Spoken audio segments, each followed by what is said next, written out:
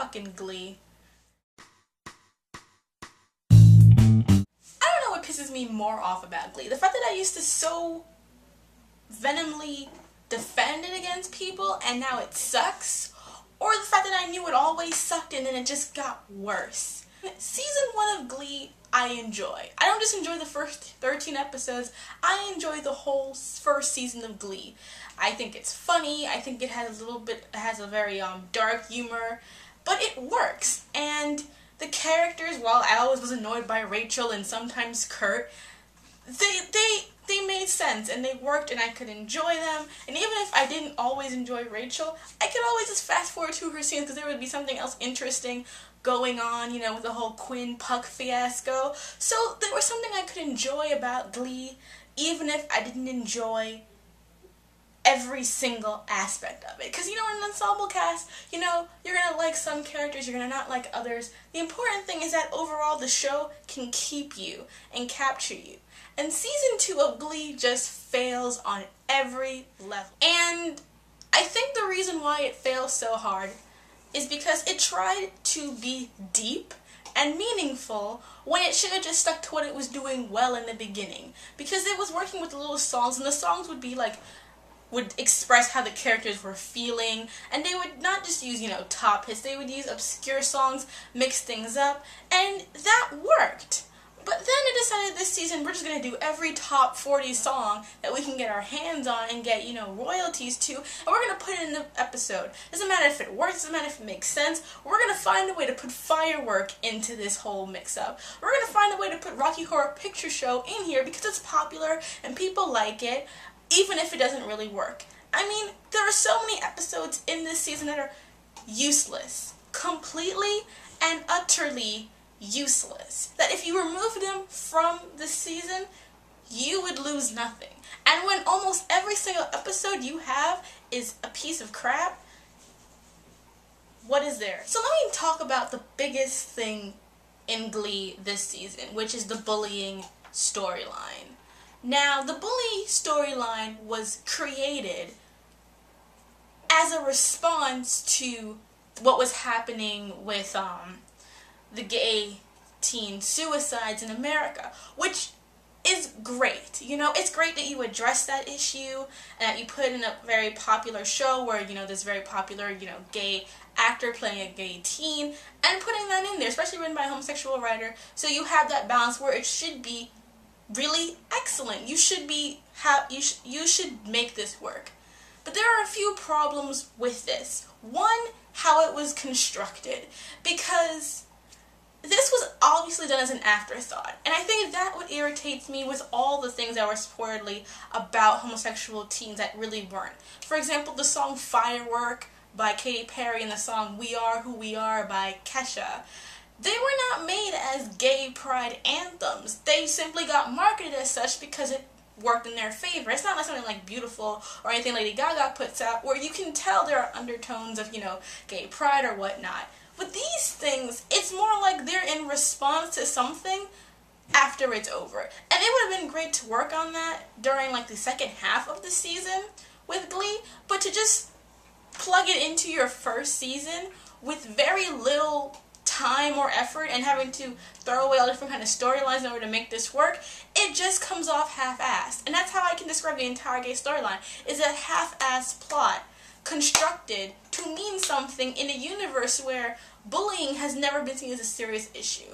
And that's the second problem with the gay bully storyline. Bullying has never been taken seriously on Glee. Ever. Every bullying incident has been played for laughs. It has been, you know, overlooked.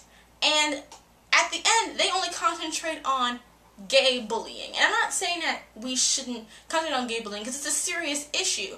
But in the pilot episode of Glee, you know, Quinn and Santana and the fellow Cheerios were telling Rachel she should be spayed. Yet these issues are like never really touched upon.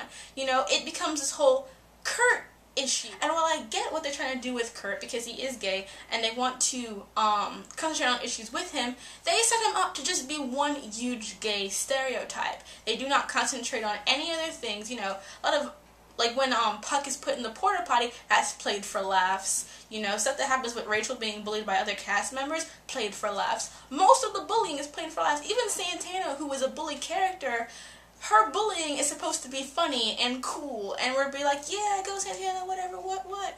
So that creates a dissonance. How can you try to suddenly want to put out a storyline about bullying where at this point you have used bullying, horrendous bullying at that, as a comedy aspect? I mean, the whole character of Sue Sylvester, you know, this humongous bully, he's played by this great comedian actress, is played for laughs all the time, even though she does horrible, horrible things, and yet she is the one who is chosen as principal to deal with the whole bullying issue when it comes to a hit with Karofsky and Kurt. It makes no sense. And while we don't want to, you know, blame Kurt or blame Karofsky or really direct anything, the point is it's very poorly written. And on top of that, you know, it's touched on for about 2 or 3 episodes, then abandoned so that Kurt can go over to, you know, Dalton, and then it becomes Kurt and Blaine's story from then on, and the bullying angle is completely lost when Kurt leaves, and then we get nothing. Absolutely nothing. This is a storyline that came really... The storyline with Karofsky is basically the only thing that kept me watching this season, and it went absolutely nowhere in terms of story development, because picking Karofsky as the bully was just a really bad idea to begin with, and it has created so much, you know, conflict or whatever about the character that sometimes I even feel like I wish they had just, you know, picked somebody else to just be a bully and then not be gay. Because then the whole gay bullying thing, it becomes, gay on gay bullying becomes a whole thing where the 2 bullies, you know, which are Santana and Karofsky, are both closeted, you know, and so you have this whole thing about closeted gays becoming bullies, and just all these unfortunate implications that really kind of irritate me. And it just never went anywhere. I didn't care because the writing never gave me a reason to care. I only cared about the storyline because I was interested in Karofsky, you know, a character who was really given no real purpose. A character that was given, like, no real purpose before is suddenly at the forefront of this major storyline, and he suddenly develops all this kind of depth. And I want to know more about him and see him, you know, react with Kurt more, but instead it becomes, you know, about Kurt and Blaine, and that carries no weight. Absolutely no weight to the bullying plot line. It would have worked better if he was a mentor character, Blaine, but he isn't, and so it just kind of falls flat. So that's the first major storyline in Glee this season. And the second one, really, for the second half of Glee, is the whole Quinn, Finn, Rachel love triangle. And honestly, it's one big case of I don't give a fuck. I don't like Finn and Rachel. I don't like Finn and Quinn. And Finn is, in my opinion, a complete jerk-off this entire season. I mean, he goes back and forth between these 2 girls like it's a fucking game. You know, he's playing with their emotions, and yet everyone's like, fans, because Glee is a show that's very character-centric. People, like, either will stand for Rachel, or they'll stand for Quinn, or they'll stand for Finn, and they'll stand for, like, the characters. Not really the story. It's mainly about the characters that people care about. Finn and Rachel fans are going at each other's throat when really you should be attacking Finn, because Finn is the one, to me, who is really wrong in this situation, because he has this whole thing with, you know, so Rachel kisses Puck. Wait, let me go from the beginning about this whole completely warped relationship. So Rachel has insecurities up to the wazoo, and she, you know, wants to give Finn ultimatums about, you know, either me or football, and she makes Quinn, you know, try to seduce Finn to see if he still has feelings for her, and in the beginning, he doesn't. Okay, we get that straight, you know, they kind of work through their insecurities a little bit, but then next half, when stuff gets kind of rough, when Rachel finds out that Finn slept with Santana when they weren't together, which to me was completely stupid for Rachel to act the way she did, because even though Finn didn't tell her about the relationship with Santana and everyone else knew, it's still none of her business. You know, he had a relationship with Santana, it was really a kind of fling. You know, her relationship with Jesse St. James, if she had slept with Jesse St. James, it would have been her business too. I don't think if she slept with Jesse St. James, she should have felt a liability to tell, you know, Finn what happened. It's her business, her sexual life. She's not, you know, she has no STDs or anything, so there's really no reason for them to talk about who they slept with, especially when it was a one-time thing, and they weren't even together at the time. They were on a break. So she gets mad, and she kisses Puck. And she tells Finn, and Finn gets mad because, of course, Quinn cheated on Finn last season with Puck. So he breaks up with Rachel. Okay, we can understand that, you know. She did cheat on him, and she deserves to be dumped. She does deserve to be dumped. No question about that.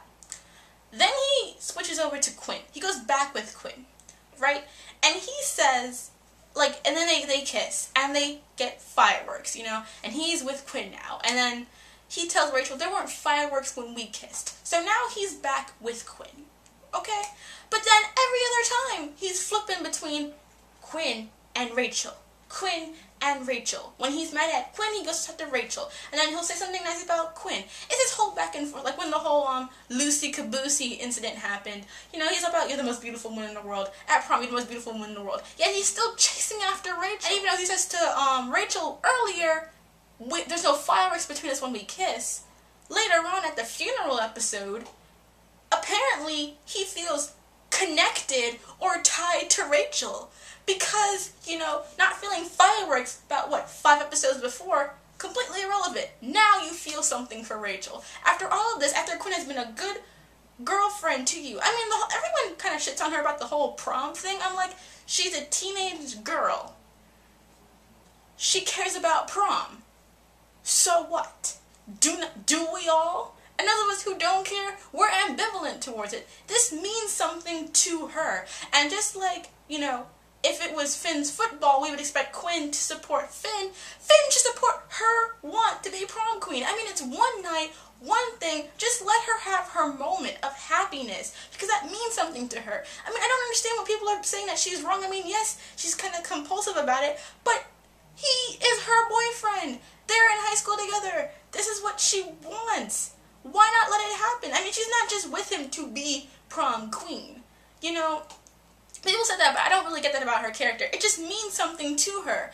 And it's something that solidifies them as a couple together. You know, they'll always be prom king and queen. When she looks on it later, that'll always be something between the two of them. It's a special moment, especially in a small town where things like that really matter. And people will always remember who the prom queen was in high school.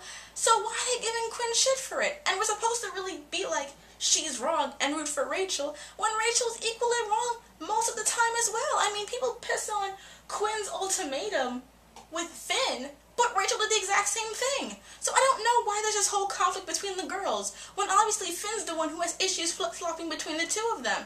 The entire triangle is trite and stupid, and it took off so much plot in the second half of this season, and I just don't care. If you don't care about Rachel, Finn, and Quinn, that second half of the season is completely irrelevant to your life. It's just, you can basically wash your hands of it. It's trite, it's stupid, and I didn't care, because I don't care about them. And the whole thing with the finale, with, you know, them kissing, you know what, it's kind of just like, you know what, I don't care, because I don't care. I really don't. I don't care about any of these characters, and I just really want the third season to, like, prove to me why I should root for any of these people, because you have not proven this to me in the entire time I've watched this show for 2 seasons. So, next, Kurt, and the whole shipping quarrel between Havens, also known as Cum, which is Sam and Kurt, Klain, which is Blaine and Kurt, and Kurofsky. Oh, and Kurtofsky, which is Kurt and Dave Kurofsky. Now, these 3 ships are at fucking war with each other to a level of which I have not seen since, like, Harry Potter and Avatar: The Last Airbender. I mean, it is insane. And it's like, I know where my shipping coins lie. I mean, I like Kurtofsky. And I'll get into Kurtofsky and the things about it later. But let me just talk about each of these ships and about how I personally think of them, because someone's going to ask me, so I might as well just lay it down here. We have Havens, aka Cum. Here's the thing about this ship.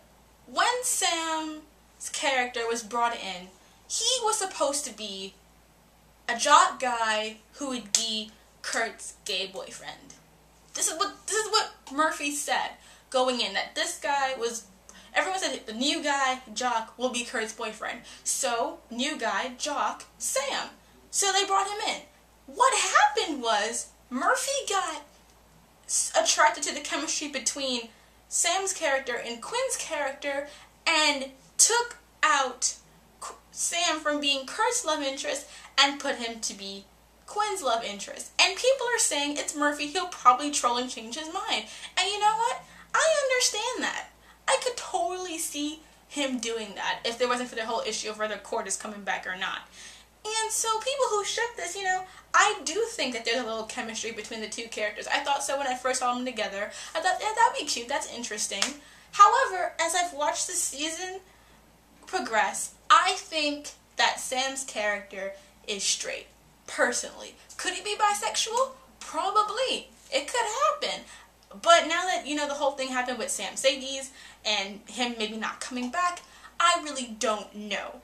And I have to say, if I didn't ship Kurtowski, I'd probably ship Havens, aka Cum, because I see that dynamic between them. I like how Sam didn't have any sort of insecurities about dealing with Kurt's homosexuality, and the fact that he's religious and Catholic also brings a really interesting thing, because you could show like about how, you know, you can be raised Catholic or whatever and still not have homophobia and still be a homosexual. So that to me makes that ship interesting if it exists. If Sam is straight and it's confirmed by Murphy, you know, fan fiction, whatever.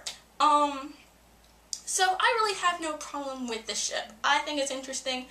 Do I think it's gonna happen? No. But, Klaine. Klaine, I personally don't like Klaine. To say it's boring would be a very feeble excuse. So here's my kind of reasoning about why I don't like Klaine. It adds nothing to the plot. It encourages nothing. It simply seems like wish fulfillment for Kurt's character, who I feel is a stand-in for Murphy. I feel like he was created to be the perfect boyfriend for Kurt, and their relationship adds nothing to the plot, adds nothing to the bullying storyline. It just seems like this is Kurt's reward for not having a relationship. And that's a problem I have with Sam Sadie's to a degree too. I don't see why these people should be created to just be rewards for people. Like, there should be more to these characters than just being, oh, these two are gay, you know, let's finally give Kurt a love interest who likes him back. Bam, Klaine. And to me, it's like, with the gay bullying storyline, I would have wanted Klaine to be more than what it was. It basically seemed like, okay, we're gonna put him to the school where there's like, you know, zero tolerance for bullying, perfect environment. We're gonna give him, like, you know, he's kind of, Blaine, you know, he's what? He's kind of spoiled, he's used to being, you know, the leader of everything, so basically he's just like Kurt. And then, I think what irritates me the most about it is how the ship just suddenly just happened. Like, when he sings that song, all of a sudden, Blaine realizes that he's the one he's been waiting for. I'm just kind of like, really? Really, this is the best you could come up with for this couple to become together? I mean, not to sound like anything, but as a Britannia shipper, I've been waiting about 2 seasons for this couple to actually have a decent, you know, couple interaction thing, and we got some of that. But this ship just happened. I mean, Blaine just became a character to a major character with a major story arc, you know, and it just, boom, happened. Basically, it just seems cheap. And I think that's my major problem with the ship. It just seems cheap. And it adds nothing to Kurt's character. I don't see him as being a better person. You know, he hasn't grown. He's just the same. You know, the whole courage aspect is great. But nothing, he's had nothing to be courageous about except when he came back. And when he came back, the problem was already solved so that he could come back. So he didn't have to show any courage at all in any situation. He hasn't grown up. And so I really can't get down with it. It's really a dry couple. It reminds me of Riley and in Buffy from Buffy the Vampire Slayer. Because while, Riley and Buffy, they work and, they're happy or whatever, their story does nothing for anyone. It does nothing to improve Buffy, it does nothing to improve Riley. It's just there to be there, and it adds nothing to the story. And with a show like Glee that's trying to do all these things, it should mean something to the greater spectrum of the plot. Now, Kardasky. Kardasky is such a hard ship to ship because it has so much going against it. And I've already talked about why I like it. I just think it's the best story they could have on this show, to be quite honest. It's the only romantic relationship, or even just friendship. Like, I don't even care if it doesn't end up like a perfect couple, whatever. To me, what makes me like it is the potential of what it could be. Like, my perfect way of how I could imagine Kardasky happening is like simply this. Okay, so Kurt and Dave have been talking over the summer. They to help Dave deal with his homosexuality. They go up to school. He's still in the closet, because I'm not saying he should just come out the closet right away. And he gets more relaxed and stuff, and eventually he comes out on his own. I don't want any kind of force-fought confession. I want him to genuinely just be like, I'm gay. And then he's friends with Kurt, they hang out. I don't know if he wants to join Glee Club or whatever, but he can become friends with Kurt. They can have a serious friendship relationship, because that's what I think is the most important thing, for Dave to redeem himself with Kurt. And since, by the way this season has ended, they will never have a real solid, Dave will not have a real solid way to redeem himself, because they don't have enough time to focus on him because he's a minor character, so they made it very cheap. It's very cute and sweet, and it's very fanfiction-y, and I like the fact of it from a fan's point of view. From a writer's point of view, his whole thing in Prom Queen, very weak. It comes really out of nowhere. It's genuine because the acting is good, but it just doesn't make any sense. So what I really want is a good, solid friendship between these two characters. That even if they don't become endgame or whatever, they are at least a good, solid friendship. And if I do want Kurt and Blaine to break up, but I want it to be a good breakup. I don't want it to be like Blaine cheated or Blaine secretly a douche. No, I want them to have a natural, normal breakup of we've grown apart. We may have started off this way, but we kind of fallen out of love. I want it to be natural. I want it to have closure to the fans, because I'm so sick of all the couples in Glee coming and ending like this. And I feel it's very disrespectful to fans to have couples end that way without any closure. I mean, look at people who ship Puck and Quinn. That basically is non-existent at this point. All of a sudden, Puck was in juvie and Sam and Quinn were dating, and it was never touched on again. So that to me is just ridiculous. And so, they break up, and maybe at the season finale, Dave, asks Kurt out for coffee. Kurt asks, are you gonna pay? Dave says yes. Date happens, Sweet, easy, doesn't have to take up that much space. Just little scenes to show that Dave grows, and that Kurt helped make him a better person, and maybe to have a character who doesn't exactly go into everything about how Kurt's amazing or whatever, because it's not true. Kurt's a very flawed character, and to have someone who's not, a stereotypical gay character like Kardasky, stereotypical in the way it's put in the media, of course, as a foil, even a friendship or romantic foil to Kurt would just be great show-wise, and to also be there for closeted gays. But here's a few things I have to say about people who talk about Kardasky and the whole bullying situation, because here's my thing. When I hear people talk about Kardasky, and I'm not saying that I fully agree with anyone who doesn't like Kardasky, because, you know what, bullying, all that kind of stuff, that's not a really good way to start a positive relationship. So I'm not going to be like, oh, you shouldn't like the ship, because I can totally get that. But here's my thing. People keep talking about how, Kardasky's been bullying Kurt for years. Here's my thing about that. One, Dave Kardasky's character wasn't even seen for 5-7 episodes. When we first see Kurt being bullied, and when we initially see Kurt being bullied, he's not being bullied by Kardasky or Azimo. He's being bullied by Puck and by the entire football squad. And Puck's never really done anything to redeem himself to Kurt anyway. That's kind of my first thing. Neither has Finn, in my opinion, but whatever. I'm not going to get into it. So, And, okay, so we got that. So, Dave's character, not even there. Not even on social railing until, like, later on in the series. So, that's already out, because he hasn't been bullying him for years. 2, the person we see Dave bullying the most before this whole gay bullying storyline came up was Finn. In fact, it makes more sense for Dave to have some kind of, feelings for Finn, because he's the one that he and Azima would, bully and harass more than any other person. I think he only really talked shit to Kurt about once in Theatrically, and that was really it. Every other time I can remember that I've seen him attack a person in season 1, and even some of season 2 before the whole, Never Been Kissed episode, was Finn, not Kurt. So, you don't see that. And in that season, the whole aspect of Karofsky being a major bully to Kurt does not appear until that episode. They say he's been bullying him for weeks.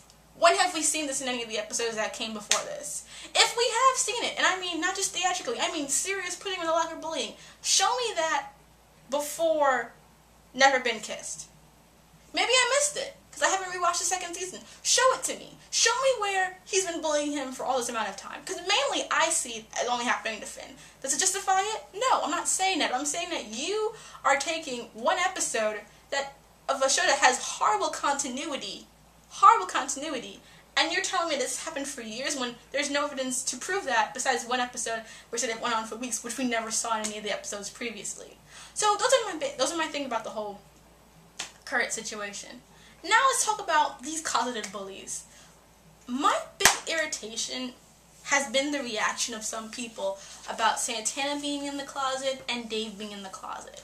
Because there's this whole idea of how they should just jump out of the closet and be like, hey mom, hey dad, hey school, I'm gay. Seriously? Do you think it's that easy for everyone to come out and be like they're gay? It's hard for them.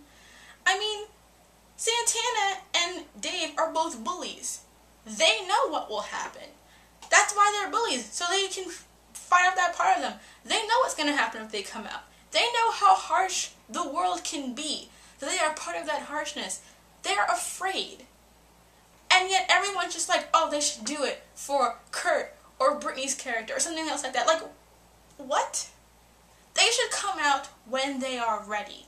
It should not be a whole argument about, like, they should come out for someone else. They have to come out for themselves. To be better people for themselves. It's not about shipping. It's not about doing it for, for you to be like, oh, okay. Or for you to find them alright because they'll get picked on for being bullied.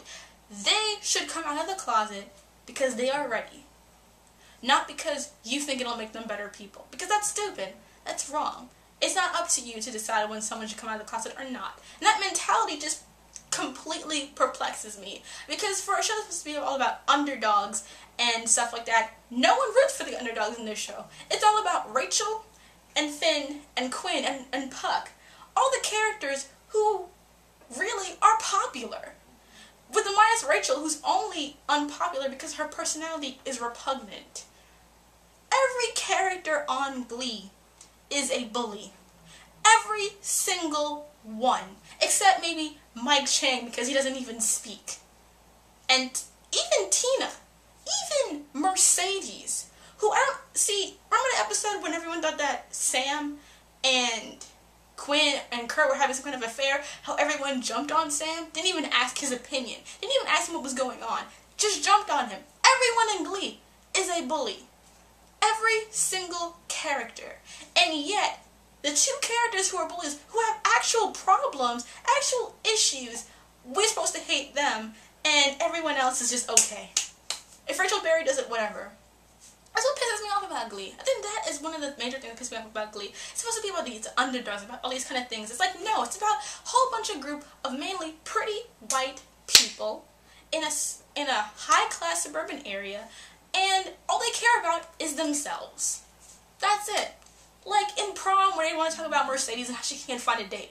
I was waiting for them to say that it was because she was fat. Because let me tell you something about Mercedes. She is super attractive, super beautiful, flawless skin, great voice, beautiful curves, beautiful woman. Her personality is repugnant. Rachel's personality is repugnant. Okay?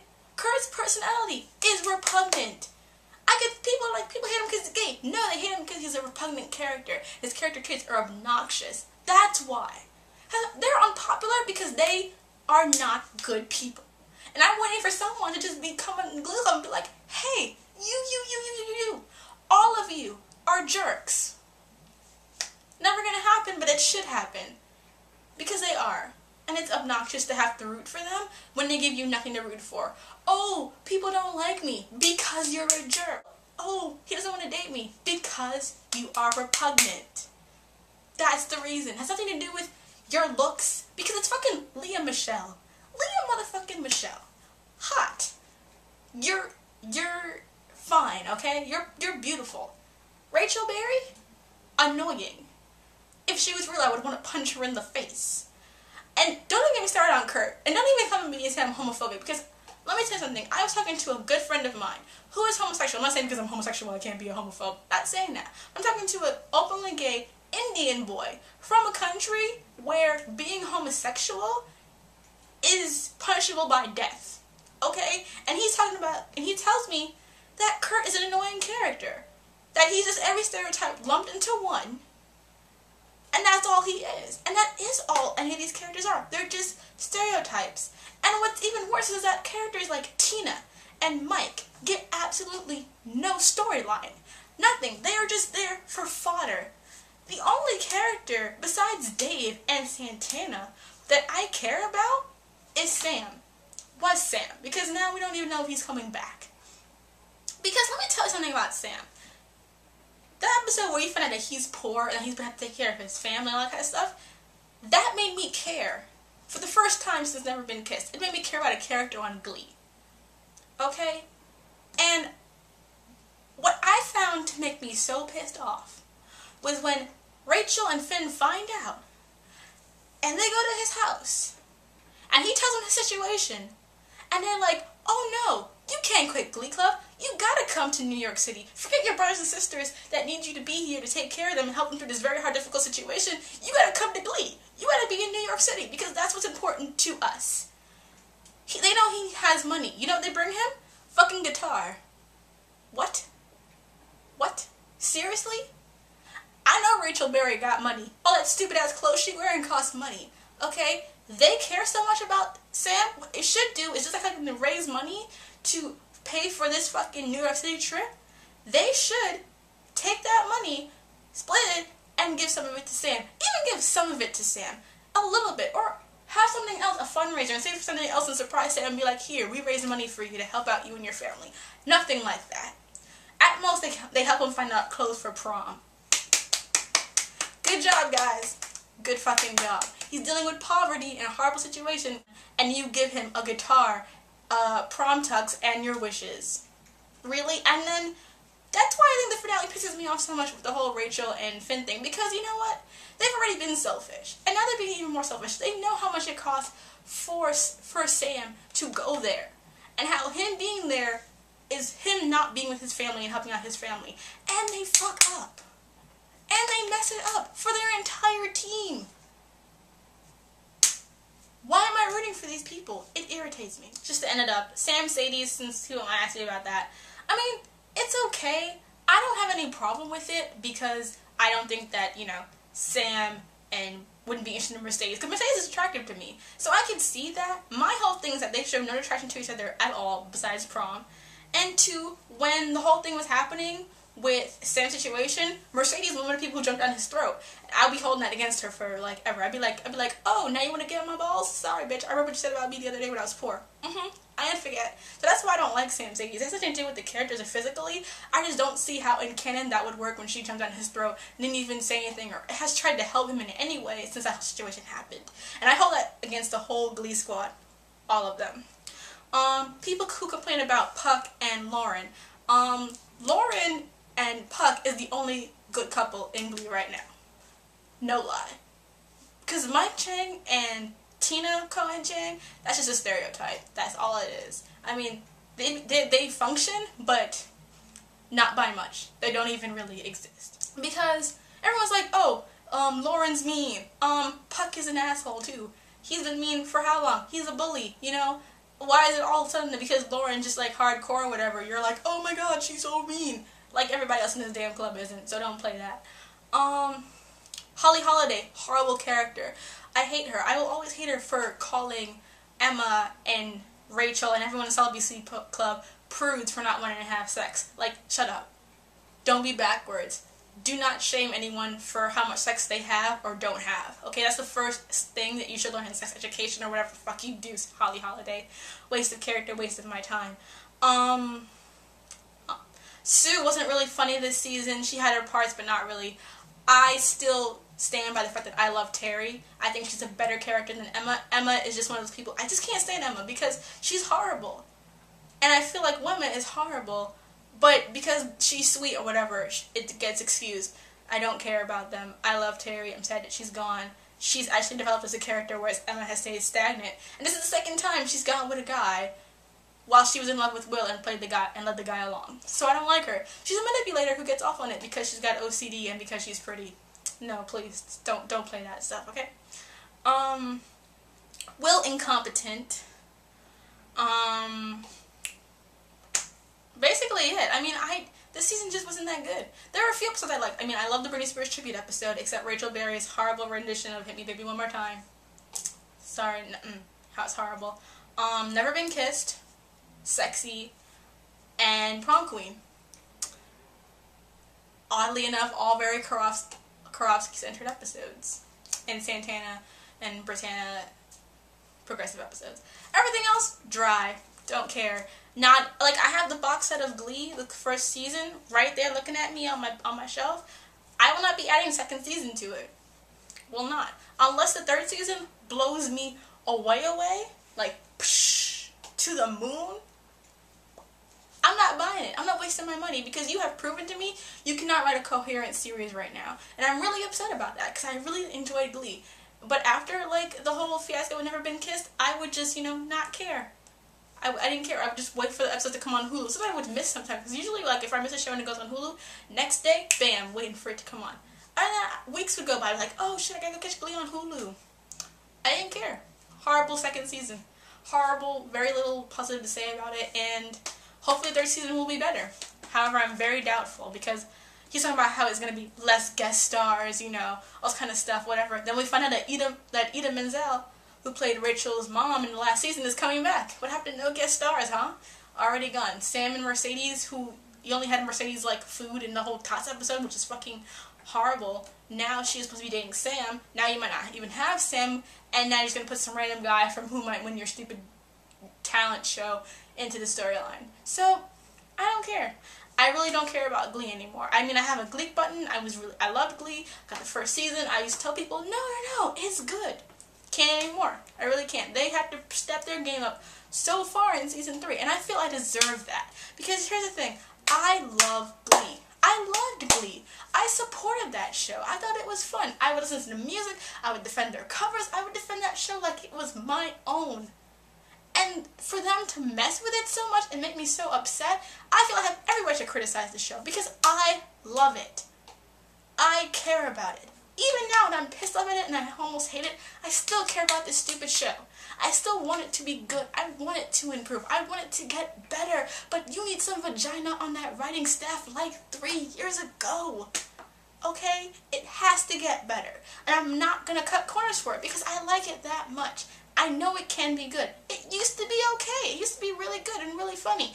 It has not been. And the excuse that it's supposed to be camp doesn't work because as soon as you try to become serious and tackle serious topics, you change your standard. And if you want to be serious and do serious things, you get just on a serious level. Doesn't matter anymore, okay? Thank you. And, sorry for that really long review, but that's a lot I had to get covered, a lot I had to talk about. Hope you enjoy. Leave your comments and your hate mail. And I'll have my review of The Vampire Diaries Season 2 up really soon.